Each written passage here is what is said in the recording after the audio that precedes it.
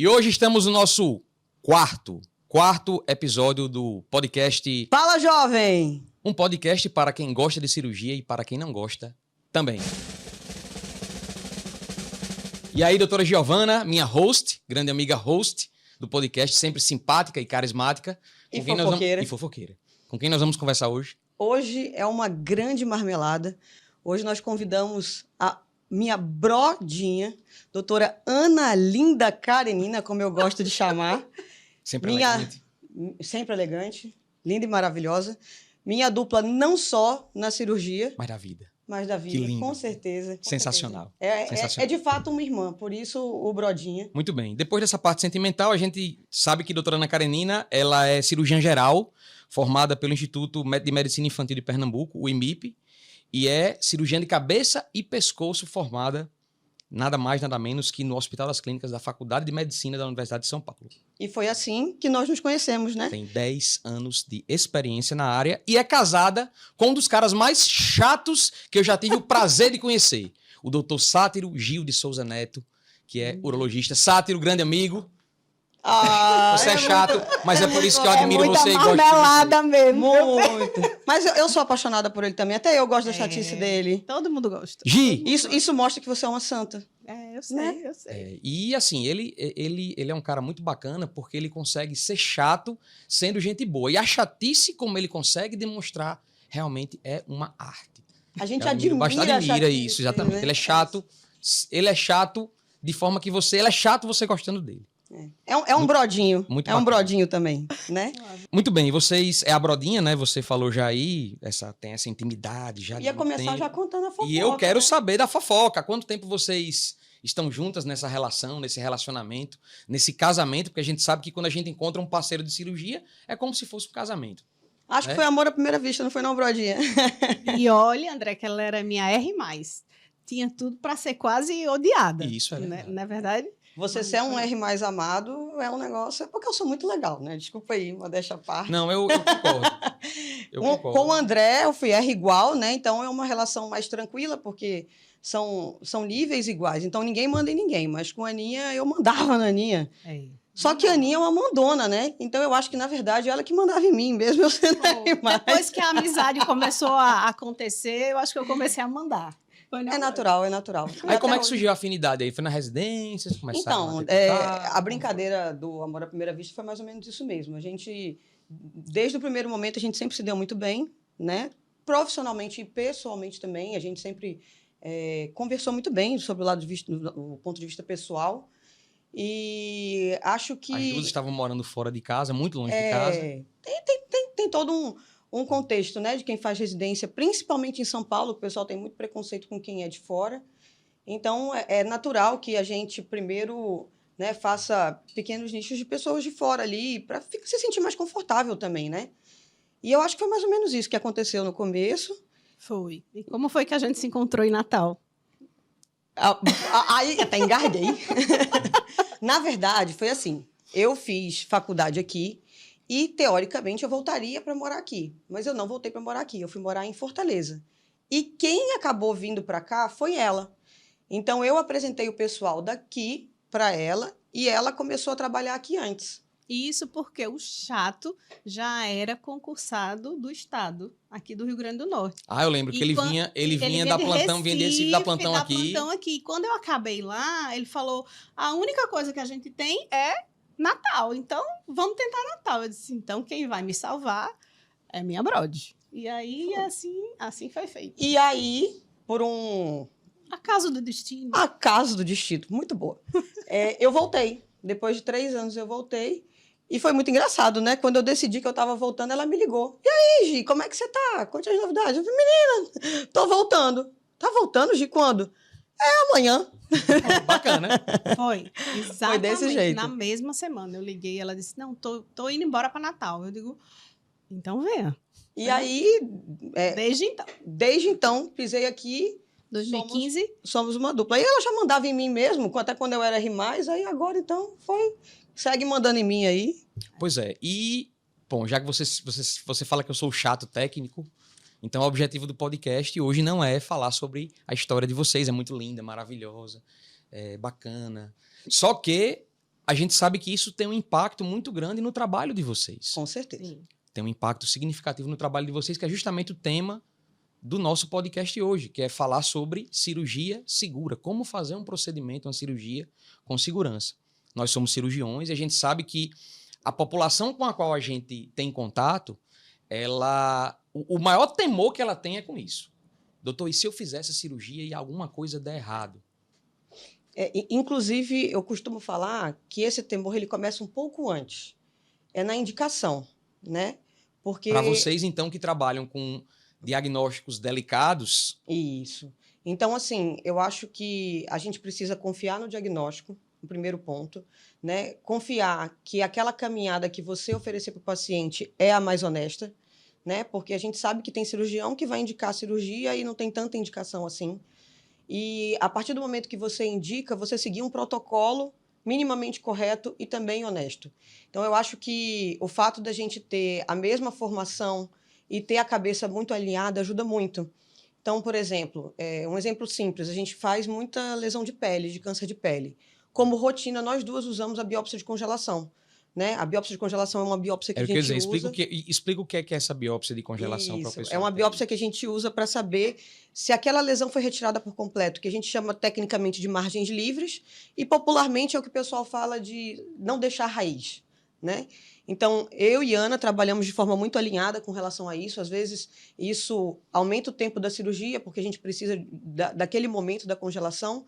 Outros profissionais não fazem, mas a gente tem como protocolo nosso, e isso aumenta a segurança da cirurgia, aumenta a chance de cura do paciente, melhora também porque ele é one shot, né? A gente faz de uma vez e resolve naquele momento, não precisa fazer uma segunda cirurgia. Diminui o risco de voltar para o centro cirúrgico, né? Porque às vezes você pega...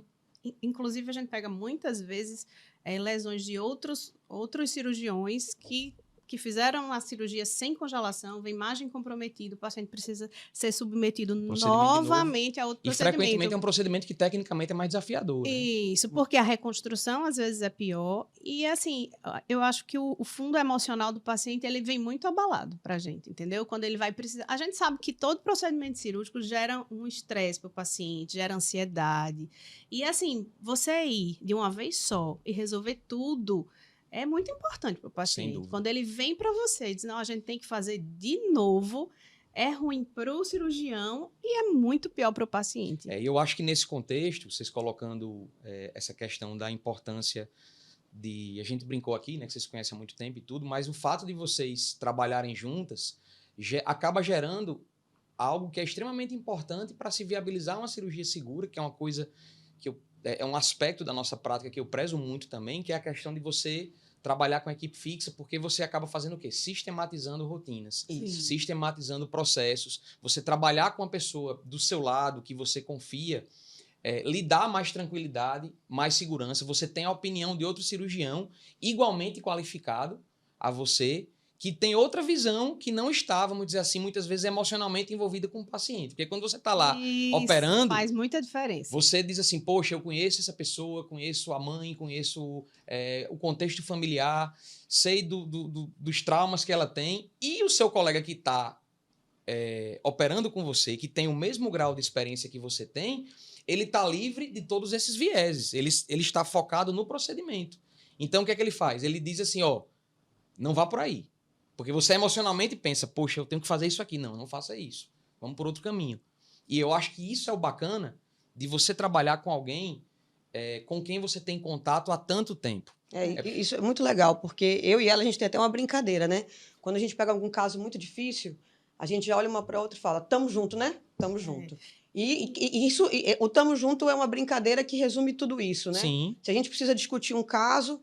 Vamos fazer nossa mesa redonda, eu e você aqui. Não é nem só no intraoperatório, né? No pré-operatório, muitas vezes, os casos mais desafiadores, a gente liga e diz, tô pensando em fazer assim. O que é que você acha? Não, acho que vale... Não acho. Acho que é melhor a gente fazer assim. Então, assim, e a gente leva muito em conta a opinião da outra, sabe? Raramente a gente discorda de condutas. E mesmo assim, quando a gente discorda, a gente termina chegando num senso comum. Interessante. Isso é muito importante. E para mim, hoje, é o que eu destaco para os meus pacientes, né? Hoje eu trabalho também com posso dizer com a equipe fixa, tem 2 cirurgiões que me ajudam, né? Reinaldo e Hércules. Hércules até a gente convidou para vir para cá hoje, mas ele não teve como vir, tinha um compromisso profissional. Mas é essa questão aí de você estar realmente com alguém que vai complementar o que você está fazendo e o que eu acho mais interessante, né? Livre do aspecto emocional. Tem ainda algo que eu acho bem interessante, é que eu acho que a amizade permite com que a gente não tenha nenhum tipo de orgulho. Sim, então, assim, como nós tivemos uma caminhada muito próxima, tanto na vida quanto no profissional, eu acho que uma gosta de ver o crescimento da outra, assim, é muito interessante isso. Tanto que eu falei, né, que uma das pessoas que me despertou, inclusive, para o Instagram, para essas coisas, foi ela. Então, todo passo que uma dá é para ver o crescimento da outra também. Então, como não tem um orgulho envolvido, exatamente. A gente não tem aquela muito. questão de rivalidade. Isso. Então, na hora que eu falo assim, Brodinho, eu acho que talvez um retalho aqui assim seja melhor, ela para, ela pensa, e o oposto também. Ela olha para mim e fala, Brodinha, eu acho que se você for por aqui, é melhor. Aí eu paro, eu penso e falo, Então, assim, não existe uma disputa nem cirúrgica, nem fora. E eu acho que isso é muito interessante. Isso agrega muito como equipe. Né? Eu queria tirar uma dúvida, porque assim, eu sempre coloco isso para os meus pacientes, que você sabe que às vezes a gente lida com uma população que é muito ansiosa, e o pessoal diz assim, eu queria fazer amanhã, doutor. Amanhã essa cirurgia. Aí você diz, poxa, mas amanhã não tem como, tal. Aí eu sempre coloco em destaque para os meus pacientes e até coloco isso, vamos dizer assim, como uma das vantagens para a gente poder oferecer o nosso serviço como sendo um diferencial. Que a gente trabalha com a equipe fixa e com um cirurgião que tem um nível de experiência igual ao da gente em campo. Então, são 2 cirurgiões olhando para aquele paciente. Vocês também abordam isso com seus pacientes em consulta? Como é que vocês fazem? Tem feito isso também? Eu abordo... Assim, o que eu costumo dizer é que a nossa equipe é muito coesa. Giovana costuma dizer assim, se tá operando com ela, é igual tá operando comigo. Eu falo que é igual que nem. Igual que nem. Tá? Não, é a mesma coisa. Às vezes o paciente tá com alguma dúvida, ela diz, se você quiser pegar outra opinião, vai aqui na sala do lado, que tem outra opinião para você pegar. Então, a gente trabalha muito desse jeito. E se ela tiver outra opinião, é capaz de eu mudar a minha, entendeu? E outra coisa que eu acho, assim, legal nessa questão de experiência, que você não está operando com alguém... Porque, às vezes, a gente vê muito colega operando com alguém menos experiente. Às vezes, bem menos experiente. E a equipe da gente não. É uma equipe com nível igual, entendeu? Então, é o cirurgião e o auxiliar exatamente com as mesmas habilidades técnicas e científicas. E a gente costuma dizer assim, que muitas vezes a gente não conversa, não é que não conversa, não bata papo na hora da cirurgia, mas a gente não precisa dizer o que a gente quer. Uma para outra. Era isso que eu ia colocar. É muito... Às vezes a rotina eu opero com é tão estabelecida. Sim. Pois é o que eu falo também quando falo com meus pacientes sobre as bariátricas. Não precisa.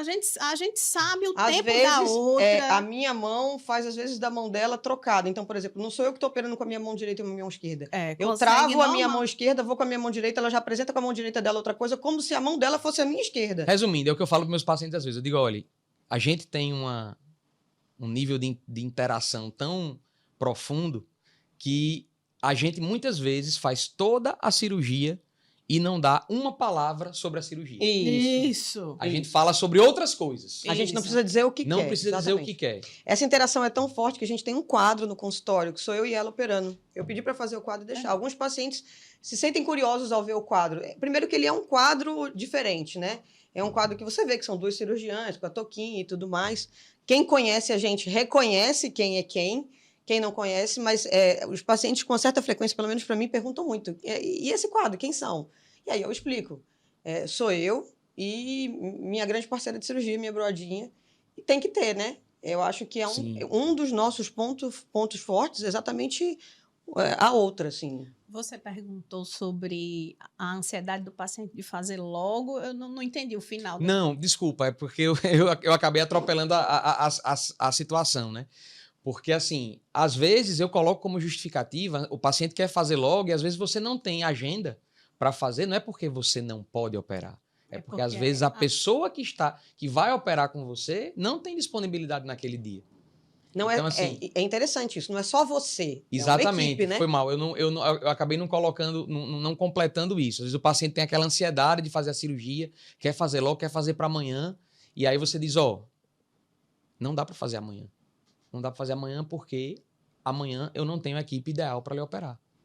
Eu não tenho o auxiliar que eu considero ideal. E eu falei sobre isso, colocando isso como uma justificativa muitas vezes para não atender, às vezes, aquela demanda do paciente, né?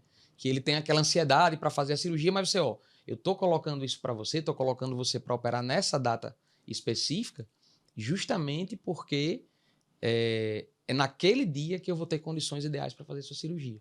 Foi isso que eu quis colocar quando eu falei sobre essa questão aí da ansiedade. Tem uma rotina muito bem estabelecida de dia cirúrgico. Isso. Né? E, assim, raramente a gente foge desse dia. Mas quando a gente precisa fugir, é sempre com a equipe Com a equipe fixa. preservada, Então, exatamente. mesmo que seja num dia fora da nossa rotina, a gente tenta fazer com que todo mundo possa. Se não puder, não tem não cirurgia. vai acontecer. É o que eu coloco para meus pacientes também. Nossa rotina é tão bem adaptada que até consultório, SUS, a gente pariu bem bonitinho. Então, assim, até para ela fazer uma mudança agora recente na vida cirúrgica, a gente sentou, vamos analisar, vamos ver isso aqui. Então, a gente se cobre bem, né? E vem dando muito certo, né? Tem essa grande vantagem. Se por um acaso algum paciente dela tiver alguma coisa e ela estiver viajando, eu estou aqui, Isso, e isso é vice-versa, outra entendeu? questão extremamente importante. É a possibilidade de você dar cobertura para o paciente do colega. Isso aí é uma coisa... em trabalhar em equipe tem isso também. Inclusive, a gente tem uma história muito boa. A gente trabalha no SUS também, né? Na Liga. E eu tive a honra e o prazer de ser madrinha do primeiro filho da Ana. Eu digo que eu sou mais ou menos emprestada da segunda, porque a segunda não pode ter esse trauma de não ser minha, né? Minha filhadinha, coitada. Sabe quem é, né? A madrinha da segunda? Não, quem é? É Priscila, coitada. Vixe. A menina nunca supera um trauma desse. Não tem condições. Eu precisava falar isso no meu podcast. Pobre da minha comadre. Disso. Então eu digo que eu sou madrinha dos dois porque é justo, certo? Coitada, eu não vou traumatizar a segunda menina, coitada. E quando a Ana ficou grávida, eu só falei para ela, vai embora, são todos meus. E aí todos os pacientes dela eram meus ali. E quando ela foi voltando, eu fui devolvendo aos poucos. E chegou um momento que alguns pacientes, às vezes você perguntava para eles, não, eu sou paciente das duas, né? Falei, não, mas calma, originalmente você passou em quem primeiro? Porque nem eu sabia mais, porque como eu operava junto, já estava misturado eu demais. lembrava que eu tinha operado, que eu via um pedaço, e às vezes eu tinha que ir no prontuário lá atrás para ver, tipo, começou com quem, né? Então... Pois é um nível de integração que faz toda a diferença no suporte. Você vê que o paciente ele foi sendo acompanhado de forma linear. Começou com Ana, ela engravidou, se afastou e a linearidade do acompanhamento continuou. Isso, porque... Do mesmo jeito, com a mesma conduta, isso é fantástico. Ele não ficaria sem assistência no serviço, né? Seria distribuído, daria um jeito. Sim. Mas não seria da mesma forma. Não teria, é o que eu estou dizendo, a linearidade da conduta. Então a gente tem essas histórias que são engraçadas, né?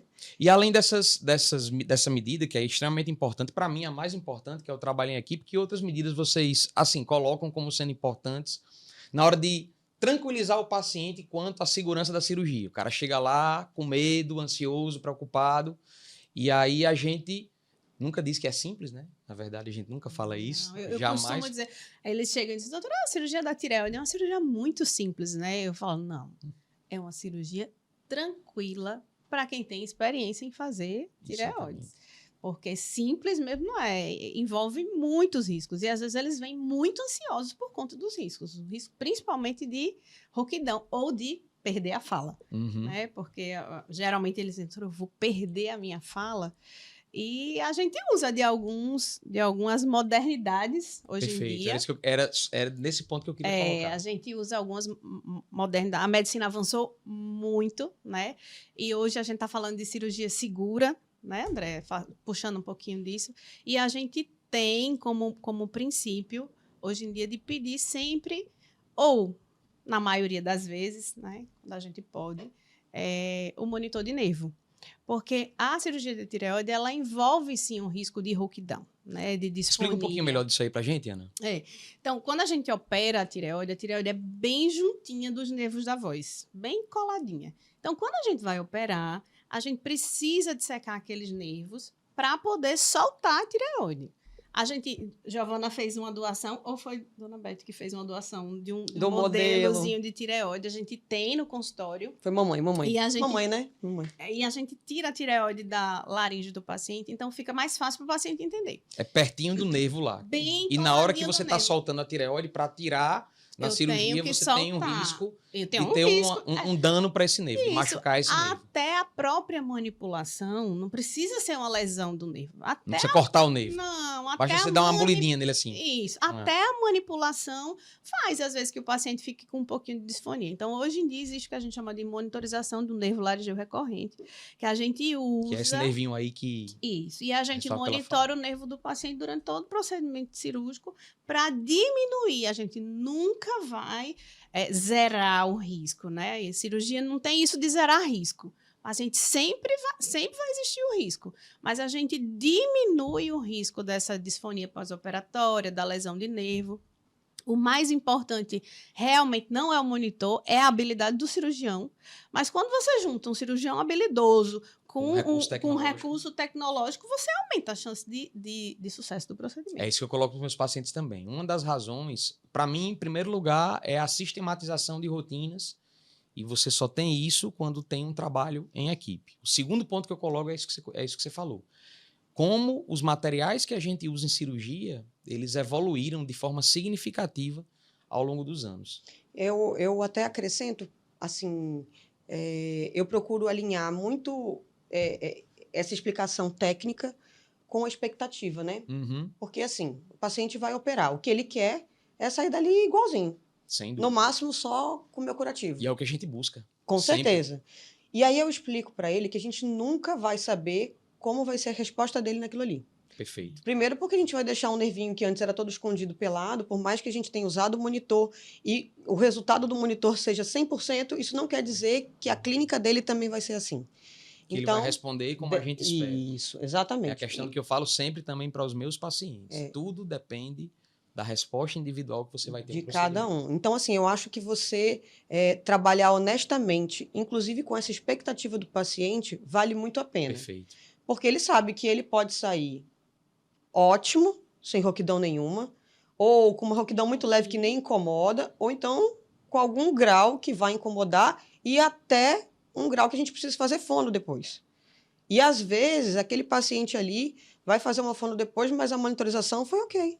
O nervo está preservado, entendeu? Ou seja, se ele fizer um trabalho de reabilitação, tem todas as chances com o nervo preservado. E serve para isso também, para a gente poder alinhar nesse pós-operatório e acalmar o coração dele. Está aqui o resultado do seu nervo. Ele está funcionando bem. Vamos trabalhar que vai voltar tudo ao normal. Então, a gente precisa alinhar a expectativa do paciente também, né? Eu acho que se ele chegar e você falar, vai dar tudo certo, vou usar o monitor, e o monitor... Aí eu acho que... Eu acho que a gente sempre tem que colocar nesse tom aí. Dizer, ó, eu garanto só uma coisa. Uma coisa eu garanto. Vou fazer o meu melhor. Que eu vou controlar todas as variáveis que influenciam no risco da sua cirurgia. Isso eu controlo. As que estão sob o meu poder, vamos dizer assim, eu controlo. Isso eu garanto. Mas nem agora, nós temos a questão do imponderável, do que você não prevê. Sim. Um exemplo simples são as cicatrizes, né? Isso, exatamente. Exatamente. A gente falo. trabalha com todo o esmero técnico para deixar tudo bonitinho no final, mas você tem um paciente que tem uma tendência de responder com a formação de um queloide, uma cicatriz de tamanho maior, cicatriz hipertrófica, que esteticamente não fica tão interessante. E aí... Às vezes a cicatriz só pigmenta, isso já fica ruim, isso, né? já fica mais escurinho. Então, são coisas que... São situações que não dependem da questão técnica. Né? Mas é importante demais a gente colocar isso para eles, para deixá-los mais tranquilos, que é tipo assim, uma coisa que meio que não depende da gente, mas que eles sabem que está lá, que é a questão do material, do material tecnologicamente mais avançado, que vai contribuir para uma cirurgia mais segura para ele. É o que eu falo na minha área, por exemplo, como os grampeadores evoluíram, né, na cirurgia bariátrica. A energia ultrassônica foi outro grande ganho que a gente teve, vocês tiveram também. Que é o fato de você conseguir fazer um instrumento que permite você fazer uma cirurgia num tempo menor, num tempo mais curto. Né? A questão quando a gente faz cirurgias videoassistidas, eu sei que na área de vocês também tem isso, né? E a gente sabe que a qualidade com que esses materiais também evoluíram, qualidade de imagem, de produção, de projeção de imagem em monitor, tudo isso contribui bastante também para a gente ter procedimentos bem mais seguros, com riscos bem menores. E pra gente, a gente fala muito, né, que parece um pouco óbvio, mas o nosso problema está muito na cara, né? Você opera o paciente aqui, ele bota uma blusinha e já está mais disfarçado. O nosso não. E são cirurgias, na maioria das vezes, muito anatômicas. Então, para tireoide, a gente mexe não só com o nervo da voz, né, que é o nervo laringeu recorrente, a gente mexe também perto das paratireoides, que também é uma outra preocupação nossa. Se a gente vai mexer em glândula salivar, a gente pode tanto mexer no nervo facial ou no marginal, que mexe com o movimento da face. As lesões de pele, a gente pode mexer também nesses nervos. Então, assim, eu acho que cada procedimento que a gente faz tem um detalhezinho. Né? E, às vezes, parece sempre muito simples. E uma coisa que a gente escuta muito doutor, é só uma lesão de pele, eu preciso ir para o centro cirúrgico? E muitas vezes nossos pacientes são idosos, cheios de comorbidade, diabéticos. Sim, precisa. Você precisa de um anestesista, você precisa ser monitorizado, você precisa de uma sedação, né? Tem paciente jovem que tem pânico. Vamos fazer uma sedação, vamos ter uma ajuda do anestesista aqui. Então, muitas vezes, o procedimento não é só mais confortável, ele é mais seguro no centro cirúrgico. Era outro ponto que eu ia colocar. E não é exagero, né? Né, Ana? Que é a questão de você também se cercar desse cuidado de operar num local que tenha condições de dar suporte para aquela cirurgia que você está fazendo. No caso, eu sei que vocês operam, pelo menos eu vejo com muita frequência, em um ambiente hospitalar que é um dos mais bem equipados que a gente tem aqui no estado. E aí, isso também faz parte da segurança. A gente vê, às vezes, que tem, infelizmente, colegas que acabam fazendo cirurgias que acreditam ser cirurgias mais tranquilas, cirurgias mais simples, em ambientes que, por exemplo, não tem um suporte de UTI, não tem um suporte para você poder dar uma adequada assistência anestésica para aquele paciente, muitas vezes. Isso pode comprometer a segurança. Então, outra coisa que a gente sempre destaca, que eu destaco sempre também, que é essa questão, né, de a gente trabalhar num ambiente hospitalar que possa dar condições adequadas de suporte, né, para aquele paciente. E voltando à história da congelação, que é outra coisa que depende do hospital. A gente trabalha no hospital em que a gente dispõe de congelação. Exatamente. Então, muitas vezes o patologista está dentro do centro cirúrgico. A gente vai na sala do patologista, leva a peça, mostra como é, ele volta na sala, olha para o cirurgião e diz, está livre, não está, você vai precisar ampliar. Isso, eu acho isso padrão São Paulo, porque a gente tinha muito isso no HC, né? De ir na sala do patologista, mostrar a peça, discutir. Isso faz muita diferença para a cabeça e pescoço. Não é só lesão de pele que faz diferença. A gente opera tumor de laringe, às vezes, tridimensionalmente. É difícil para o patologista entender quando chega só um pedaço da peça. E você com a peça inteira chegando para eles, isso aqui é a margem superior, aqui é inferior, aqui para trás não tem mais margem. Então, assim, faz muita diferença para o... Só para, assim, quem está na audiência entender um pouquinho o que a doutora Ana está falando, é o seguinte, é a biópsia que ela faz na hora da cirurgia e ela pega aquele material da biópsia e vê junto com o cara que vai examinar no microscópio na mesma hora. Então, assim, para quem opera câncer, para quem opera doença maligna, isso é algo que é o topo da segurança. É o topo da segurança. A gente mesmo, quando a gente, vez por outra, eu faço cirurgia bariátrica, mas eventualmente, faz muito tempo que eu não opero câncer, mas quando a gente tem que operar, recentemente eu ajudei um colega numa cirurgia lá no hospital, lá na policlínica, e aí a gente precisou da congelação. E realmente o benefício foi esse. O cara foi na sala e disse, tá tranquilo, pode seguir com a cirurgia como está indo. Isso é extremamente confortável e deixa o paciente muito mais seguro, com uma chance muito maior de resolver. E uma coisa que acontece, às vezes, esses pacientes, às vezes, que precisam de uma segunda cirurgia, ou quando a gente está orientando eles a pedir uma segunda opinião, às vezes parece muito intuitivo quando a gente explica, né? Sim. E por que o outro não faz?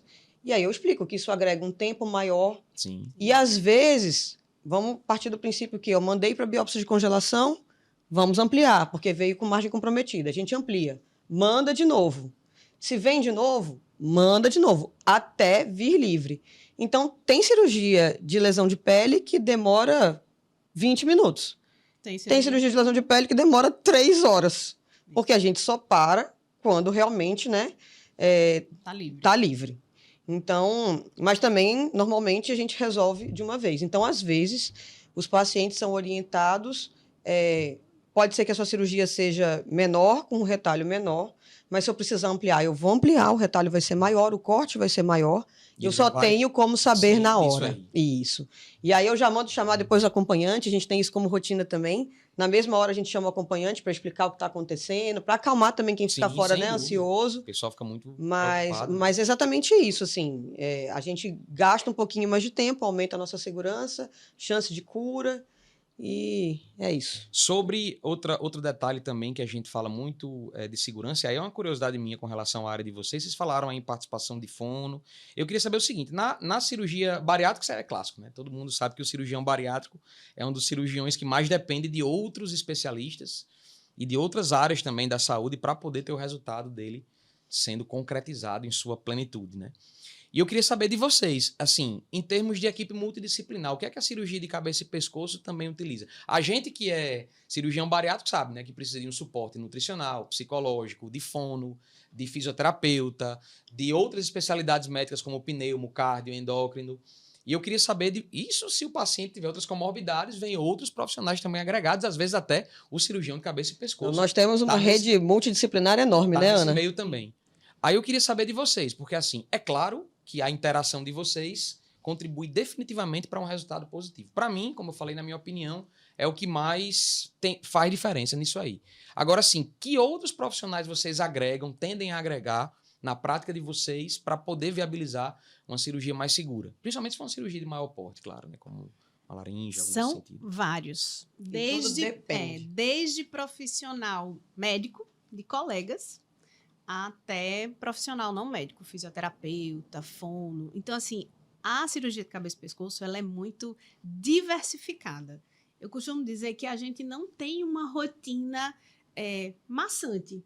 A gente não É opera emocionante. todo dia, a gente não opera todo dia a mesma coisa. Então, assim, um dia é tireoide, outro dia é paratireoide, outro dia é pele. Um dia a gente vai fazer um retalho nasal pequeno, outro dia a gente vai fazer um retalho nasal grande. Outro dia você No desmonta outro é o uma queixo da glândula pessoa, tira salivar. a pessoa, tira o queixo da pessoa dia e a bota de gente volta. vai operar parótida e vai dissecar o nervo facial todinho, que é a cirurgia que mais precisa de monitorização de nervo, porque mexe com a mímica inteira da face. Então, todo dia a gente tem um desafio diferente. Se me fez E, lembrar um... e nós, Pode dizer. e assim, é uma coisa Agora que eu quem vai falo contar a também, história nós sou eu. temos doenças malignas, que normalmente é o nosso foco principal, mas nós temos doenças benignas Sim. também, faixa etárias totalmente diferentes, porque você também não...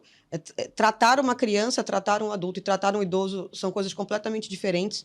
Então, é tudo muito dinâmico, né? Você fazer um tratamento no idoso, até a anestesia é diferente. Sim. Sua preocupação é diferente.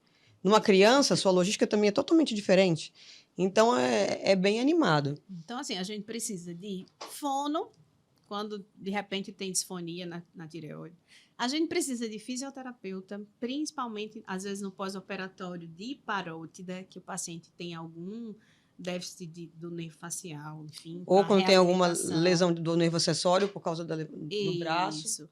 Você vê A como gente é que mexe, precisa né? Muito. do nefrologista para operar os hiperparas secundários das paratireoides. Assim, não dá para fazer hiperparas secundários sem nefrologista. Para mim é impossível. Explica um pouquinho sobre a Hiper. questão da paratireoide. A paratireoide, enfim, é longo, né? Não, mas tem, aqui a gente tem tempo. É o mundo. Aqui a gente tem, paratireoide a gente pode operar. Porque é interessante isso aí para entenderem por que é que um cirurgião de cabeça e pescoço eventualmente pode precisar de um suporte do nervo. A gente usa no UOL, posso citar, né?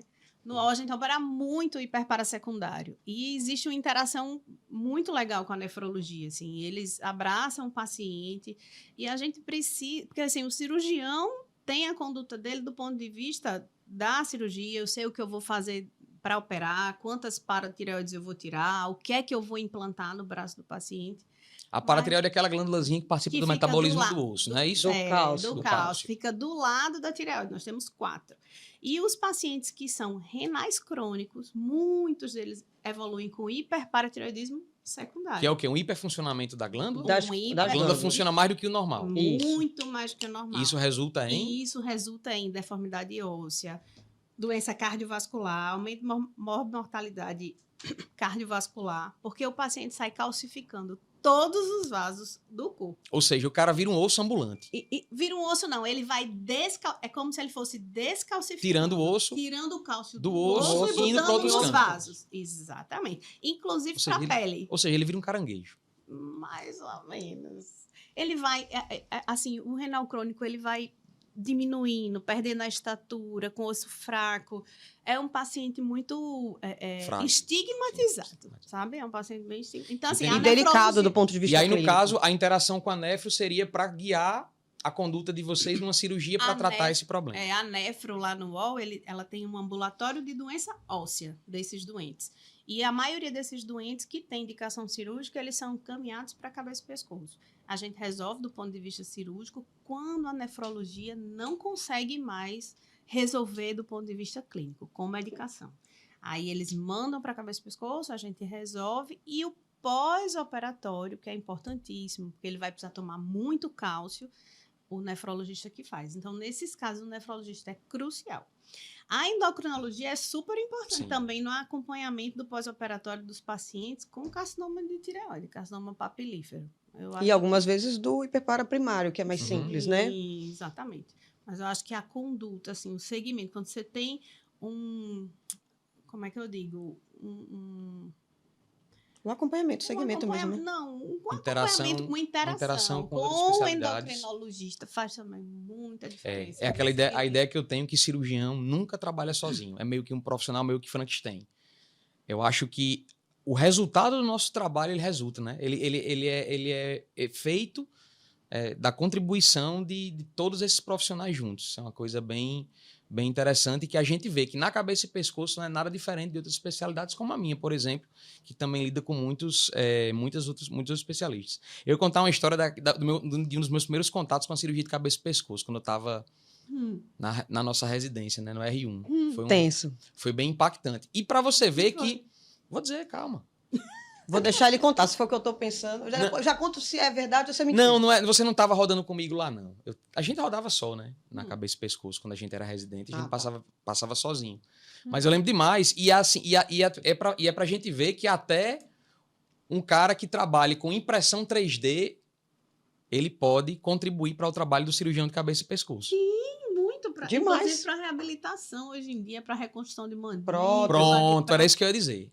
Nesse dia, eu tava lá, 2008, aí tava lá no ambulatório do professor da gente, aí ele disse, olha, venham ver aqui um paciente com uma prótese facial. Eu disse, ixi, mano, o que é isso? Uma prótese facial. Aí disse, seu fulano, mostra aí a prótese. Aí quando eu vi, o cara fez bem assim. O cara fez, tá. Aí eu disse, meu amigo, o cara tirou metade da cara dele. Tá. Tirou assim e botou. Aí você viu os seios da face expostos, a órbita. A língua. Eu disse, rapaz, que negócio Impactante. Quem fez isso, né? Quem fez isso? disse, minha nossa, foi algo realmente que me impressionou bastante. E assim, é uma especialidade que trabalha realmente com todos os sistemas do corpo, né? Porque você trabalha com via digestiva, você trabalha com sistema respiratório, você trabalha com sistema vascular. Endócrino. E daí é porque a gente parou, mas o endócrino a gente começou falando na paratireoide, mas ele também vê muito da tireoide com a gente. A gente pode precisar muito do cirurgião torácico. Sim, o cirurgião torácico, justo. Né? A gente não pode esquecer do nosso brother Jorge. Não pode. Que atura, gente. Quer dizer, eu acho que é gente que atura. Não sei quem é que atura quem. Ele é o mais querido. É o mais querido de todos. Não, mas ele é muito gente boa. Gente fina demais. Então, assim, eu acho que tanto do ponto de vista médico, quanto do ponto de vista também fono, físio, nutricionista, ou dentista, a gente tem um rol de interações, né, multidisciplinares muito grande. Muito grande mesmo. Isso aumenta muito a segurança. Então, é o que eu falo sempre, né? A gente está caminhando aqui para o final e é o que eu digo sempre. É a ideia de você... Como é que você aborda isso com o paciente? A gente nunca vai dizer, como a Ana colocou, que não tem risco. O risco ele sempre vai existir. E a gente não pode garantir, jamais, que esse risco vai ser zero. Infelizmente, medicina não é assim, né? Não tem nem o zero, nem tem o 100%. Você Nem trabalha... nunca, nem sempre. Exatamente, nem nunca, nem sempre. Então, você trabalha sempre num espectro de probabilidades.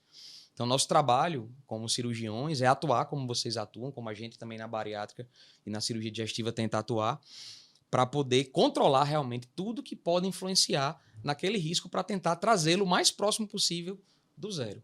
Eu acho que o trabalho sempre tem que ser esse aí.